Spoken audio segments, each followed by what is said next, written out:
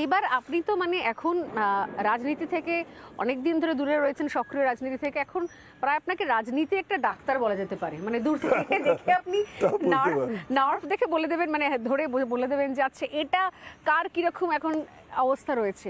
এই যে এত হঠাৎ করে লাস্ট কয়েক বছরে মুড়িমুড়কির মতো এরকম মানে স্পেশাল দিকে ঝুঁকে থাকা মানসিকতার জন্য একটি আলাদা করে দল, নির্দিষ্ট সম্প্রদায়ের মানুষকে ডেডিকেট করার জন্য আলাদা করে দল, এই ট্র্যাডিশনটা তো আগে ছিল না। মানে এর আগে দেখলাম আইএসএফ, আর তারপর দেখছি এখন হুমায়ুন কবির, আবার মিমও এন্ট্রি নিয়ে নিয়েছে। এটা কি মনে হচ্ছে? এই ব্যাপারটার দু তিন রকম ব্যাখ্যা আছে। প্রথম কথা হচ্ছে যে যারা এই ধরনের দল করছে তারা প্রায় সবাই মুসলমান। যে তৃণমূল বিরোধী দল অর্থাৎ বিজেপি, তারা ওইখানে তৃণমূলের মুসলমান ভোট ভাগ করবার জন্য এরকম লোক ঢুকিয়ে দিয়েছে।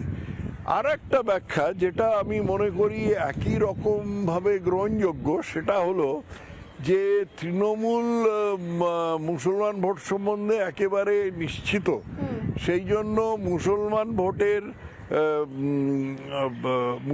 ভোটের জন্য যারা দাঁড়াবে, মুসলমান ক্যান্ডিডেট সে অবধারিত জিতবে, এরকম একটা মানসিকতা নিয়ে আমি এইরকম মানসিকতা নিয়ে একজন সংখ্যালঘু ক্যান্ডিডেট খাড়া করতে হবে। তো এই সংখ্যালঘু ক্যান্ডিডেট খাড়া করতে গিয়ে দেখতে পাওয়া যাচ্ছে অনেক লোক বাদ চলে যাচ্ছে, মানে অনেক তাদের বাসনা আছে, তাদের এমপি এমএলএ হবার, তারা বাদ চলে গেছে। তখন তারা চেষ্টা করছে এই দলের মধ্যে ঢুকতে। আচ্ছা তুই আমাকে দিলি না, টিকিট দিলি না, আমি দেখাচ্ছি মজা, আমি তোর ভোট ভাগ করে দিচ্ছি। এরকম এটা আর একটা ব্যাখ্যা হতে পারে, এবং এটা একই রকমভাবে গ্রহণযোগ্য ব্যাখ্যা। তৃতীয় একটা ব্যাখ্যা হচ্ছে যে মমতা বন্দ্যোপাধ্যায়ের ওপর কিছু মুসলমানের রাগ থাকতে পারে। তারা এবার বলবে যে আমরা মমতা বন্দ্যোপাধ্যায়কে ভোট দেবো না, কিন্তু আমরা মুসলিম ক্যান্ডিডেট চাই, কারণ ওদের রাজনৈতিক জ্ঞান খুব টনটনে। মমতার অফিসিয়াল ক্যান্ডিডেট যদি সমর্থন না পায়, হুমায়ুন যদি সমর্থন পায়, তাহলে হুমায়ুনের লোক সেই ইয়েতে হবে, নির্বাচিত হবে, এবং তারপরে ঝাঁকের কই ঝাঁকে মিশে যাবে, অর্থাৎ হুমায়ুন আবার মমতার দলে চলে আসবে। অর্থাৎ লড়াইটা তৃণমূল আর এর মধ্যেই থাকবে, বিজেপির মধ্যেই থাকবে। ওই আইএসএফ যেমনি আগের বার একটা আসন পেয়েছিল, ওরকম হতে পারে, এর চেয়ে বেশি কিছু হবে না। পশ্চিমবঙ্গের বুকে দাঁড়িয়ে সংখ্যালঘু, বা যেটাকে এখন অব্দি আমরা সংখ্যালঘু বলি, কিন্তু অ্যাকচুয়ালি বলা উচিত দ্বিতীয় সংখ্যাগুরু, ঠিক। তো তাদের কোথাও মানে এই সংসদীয় রাজনীতি বলুন, বিধানসভার রাজনীতি বলুন, সেখানে কোথাও মানে আধিপত্য বাড়ছে, বা ভোট রাজনীতির ক্ষেত্রে সেই সচেতনতাটা রয়েছে এর আগে, আর এখন আরো বেশি বাড়ছে। এখনো পর্যন্ত যদি হিন্দু বাঙালি না জাগে, বা এখনো যদি ইউনাইটেড না হয়, তাহলে কি মনে হয় যে সামনের দিনে পশ্চিমবঙ্গের একটা সম্ভাবনা রয়েছে বৃহৎ বাংলাদেশে মিশে যাওয়ার, যেটা অনেকে অনেক সময় আশঙ্কা? পশ্চিমবঙ্গ বৃহৎ বাংলাদেশে মিশে যাবে এটা একটু সুদূর পরা হতো। তার কারণ হচ্ছে যে ভারতের তো একটা, পশ্চিমবঙ্গ তো এখনো ভারতের অঙ্গরাজ্য। ভারতের একটা সেনাবাহিনী আছে, আধা সেনাবাহিনী আছে, তারা চুপচাপ তাকিয়ে দেখবে পশ্চিমবঙ্গ বাংলাদেশে মিশে যাবে, এরকম একটা জিনিস হচ্ছে না, সম্ভব নয়। ডেমোগ্রাফি তো বদলে গেছে, ডেমোগ্রাফি খুব ভালো রকম বদলে গেছে, পুরো রাজ্যটারই বদলে গেছে।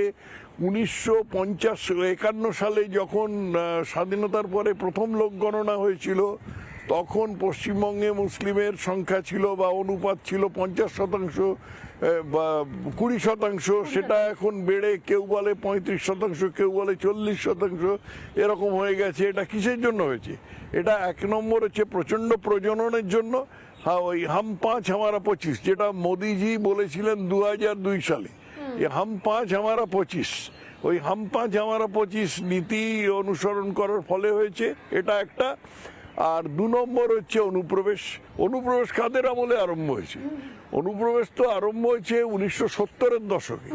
1998 সালে খুব অল্প সময়ের জন্য ইন্দর গুজরাল ভারতের প্রধানমন্ত্রী হয়েছিলেন, এবং সেই ইন্দর গুজরালের আমলে গৃহমন্ত্রী ছিলেন বা স্বরাষ্ট্রমন্ত্রী ছিলেন ইন্দ্রজিৎ গুপ্ত। সেই ইন্দ্রজিৎ গুপ্তকে যখন গৃহমন্ত্রী স্বাভাবিকভাবে এই অনুপ্রবেশের ব্যাপারটা তাকে জিজ্ঞেস করবে, তাকে যখন জিজ্ঞেস করেছিল, এটা তুমি ভেরিফাইও করে নিতে পারো, তাকে যখন জিজ্ঞেস করেছিল তিনি বলেছিলেন অনুপ্রবেশ কোথায় অনুপ্রবেশ? অনুপ্রবেশ এপারেও বাঙালি ওপারেও বাঙালি, যাওয়া আসা চলেই থাকে। এই মানসিকতাটা থেকে বেরিয়ে আসার জন্য প্রথম ঘণ্টাধ্বনি করেছিল আরএসএস। তাদের কথা কেউ শোনেনি। তারা এসে এর সঙ্গে জ্যোতিবাবুর সঙ্গে কথা বলেছিল, আরএসএস বা বিজেপি ঠিক মনে নেই কেউ, কিন্তু জ্যোতিবাবু সেই সময়তে কি বলেছিলেন অনুপ্রবেশ জ্যোতি বোস নিয়ে? কি বলেছিলেন?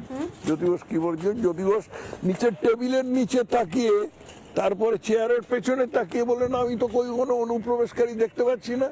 1999 সালে অটল বিহারী বাজপেয়ীর সরকার আসার পরে প্রথম এই নিয়ে চিন্তা ভাবনা হলো, ফেন্সিং আরম্ভ হলো, এবং ওই ফেন্সিং কিছু কিছু জায়গায় হলো, সব জায়গায় হলো না। এই ফেন্সিংটা এখন প্রায় শেষ হয়ে এসছে, এবং এখনো তো অনেকগুলো জায়গা বাকি বহু রয়েছে। জায়গায় বাকি আছে। বহু জায়গায় ফেন্সিং করা তো খুব কঠিন কাজ। বহু জায়গায় রিভার এন্ড বর্ডার আছে। আমি একবার গিয়েছিলাম বেরুবাড়ি বলে একটা জায়গায়। সেই বেরুবাড়িতে আমাকে একজন বলেছিল যে আপনি যে দাঁড়িয়ে আছেন না, আপনি দুটো হাত এরকম করুন তো। তাই আমি দুটো হাত করলাম। তখন বললো যে আপনি যেখানে দাঁড়িয়ে আছেন সেটা ভারত বটে, কিন্তু আপনার দুটো হাত বাংলাদেশে চলে গেছে। হ্যাঁ, নানা ধরনের কন্টেন্ট দেখার জন্য লাইক করুন, শেয়ার করুন আমাদের ফেসবুক পেজ, সাবস্ক্রাইব করুন আমাদের ইউটিউব চ্যানেল। পাশাপাশি অন্যান্য ব্রেকিং নিউজের জন্য অবশ্যই চোখ রাখুন রিপাবলিক বাংলায়।